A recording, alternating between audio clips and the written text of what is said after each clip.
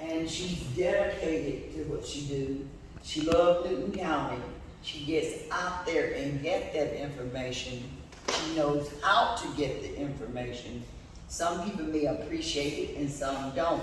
Some wants to do it and just afraid to do it because they feel like they'll regret their name. But we have to look at the leaders that we had before when we used to march, and they said march for your right. I got locked up a lot of times working with that organization. And if we just back her up and help her, I mean, she does what we need to do. I think we should help her and give her a standing ovation.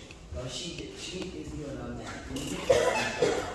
And I do know that I used to get out there and do some of the stuff that she knew way more than I did. But if you get locked up at these times, out there trying to march for our life. I think, I think one of the things is they just determined that this black woman with all the qualities, and I said this, Miss Simon more up to date on things than any of the commissioners up there. And what she bring to them, anything they try to bring her down with, she make her respond and she eat them up, and they just can't take that. So first of all, I want to thank you for coming, Miss Simon, this morning. I'm going to open up to anybody else. I told them that some of the things that happened the last week, before it's asking you to get out and all that, it shouldn't happen. And also, there was a lot of things that said that weren't true. So I'm going to open the floor up to anybody have any questions to you.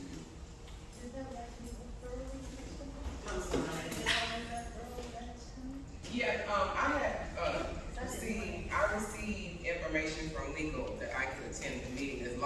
How the law works, as long as commissioners are not huddled up and conversing and it looks a perception that we're trying to conspire or come up with a vote for or talk about county business, we can't do that. But if I was sitting in the back of the church and two commissioners up front, that wasn't against the law. And I also called NCCCC, which is our Association of County Governors, and I emailed them.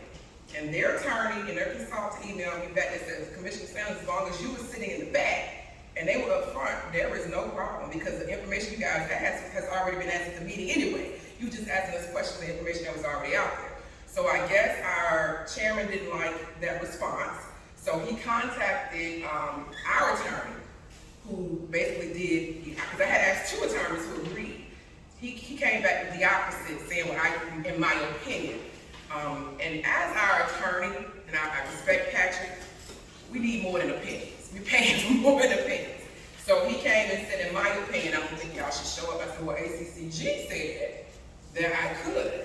And so it was just a back and forth. So it's really at this point, two attorneys against one, but as long as commissioners are not huddled up, and it looks like we are more than three commissioners are huddled up, it looks like we are actually having a conversation, talking about county business, not a perception that we're doing something illegal. Yes, ma'am. They used it, the reason that there was gonna be question about awful funds. That's public records.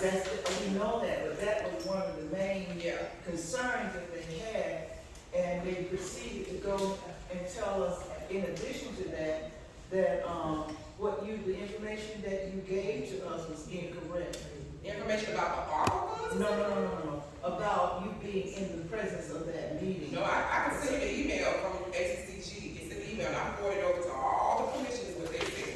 I understand. Yeah, I actually heard and saw the meeting, so I know what happened. So it's actually recorded, it's online, so I heard the whole entire. Okay, well, you understand. Yeah, yes, Because ma'am. I asked them, well, okay, did she lie? And they did agree that you lied, but they proceeded to tell her you was incorrect. Okay.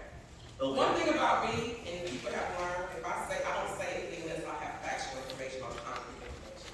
I always back everything that I say and do with documentation. Okay. And I make sure I provide that.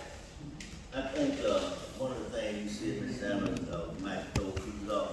The chairman was it was two commissioners, but besides the chairman. The chairman doesn't have to vote. That's what I'm saying. Yeah. So it was actually not there. And it took it, she made 3, because the chairman didn't count. So there's a specific reason why y'all can't be together? Well, we can't huddle together. Like if we're like if it's 3 of us sitting here in front of you all, 3 commissioners, obviously 3 of us sitting here huddling with y'all, it could be a perception that we are talking about county business, but that meeting was recorded. You all, the public, were present, so we were not doing anything illegal because it was an open meeting.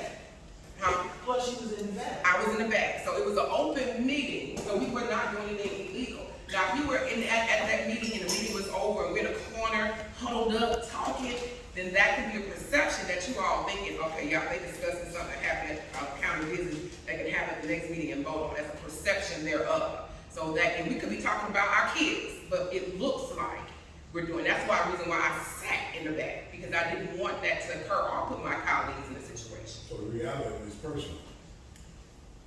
Yeah. But yeah, that's just because they made the statement that, and they were saying that you want a team player or whatnot, you know. And I told them, I said myself, I said, everything that they bring up, you vote along with them, except the only West thing. Side, that's the only time we have an issue is the West Side. That's it. We vote together on everything. I have never voted against a commissioner's project in their district. You pull up my voting record. When they want something in their district, I vote for it. I've never voted against it unless it's something where you have constituents that come and said, hey, you about to put up, like, I think it was the Popeyes. It was a Popeyes that was about to go in District 2 behind a sink. It was some seniors who've been living there for 40 years, and it was about to put a Popeyes behind their home, and the driveway, everything would have been behind their house. I voted against that, but the commissioner also put a motion out to vote against it as well. So that is the only time I voted against something going in somebody's district that is going to hurt the residents. But any projects, we just approved an additional $2.5 million for a park on last meeting. So if I was a person who was, I guess we would say, hold a grudge, why would I vote for a commissioner to have an additional $2.5 million for a park for their residents, and I don't have one in my community? It's not about me. It's about the residents of this district. And if we as elected officials take it personal, then we shouldn't be in this position, because it shouldn't be personal. You may have some situations to where you may have disagreements. That's going to happen in any situation or any matter. But when you take it on that, when you're sitting on that horseshoe and you make it personal, then that's the problem. In your opinion, do you feel that at some point that the rest of the commission will be able to work with you for the benefit of the people that you represent, to put the personal discrepancies aside at some point and give the community what they're asking for? They should. Well, at this point, with the information we received, they should, because the only land that we have not available is the 62 acres, based on what just came to us. So they should. That should be what it should be for the betterment of our youth. Judge Blanche came before us on our budget workshop, excuse me. And one of the things she said, it kind of got off task that she was providing her actual budget for her committee. And so she got passionate because we both were talking about behavioral health, and we both sit on the Family Connection Board. And we just got the stats back just for the youth here in Newton County. Do you guys know that the youth here in Newton County is high above the rate of the state of Georgia, 40% of STDs? Wow. And we're fighting over what? Our kids are roaming. They have a high rate of alcoholism just here, not the state of Georgia, Newton County, and we have rates higher than Newton County, than the state of Georgia. Just here in Newton County. I fight for our kids because I talk to them. I go to the schools. And for us to sit back and fight over, because she don't want to go with the Boys and Girls Club, because this person has an agenda before they were in office before me, and that was their wish, that's not how it works. If you did not get your plan together before you were in office, it dies. That happens all across the world. And anything in politics, you're supposed to get it done before you leave out of office, then it falls on that next commissioner and their constituents on what they want, not what a previous commissioner wishes were. And it also wasn't a vote of the people. I'm going to go by what's right. I'm going to go by what's for the people and what the residents want. I talked to the youth. They told me what they wanted. These students that I told you asked for help, for mental help. Judge Blanche came before us and said the majority of the kids that come before her in juvenile court have mental illness.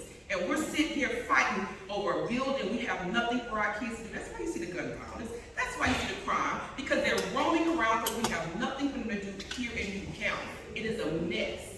And for to have any elected official put themselves above the people that they serve, that is a problem.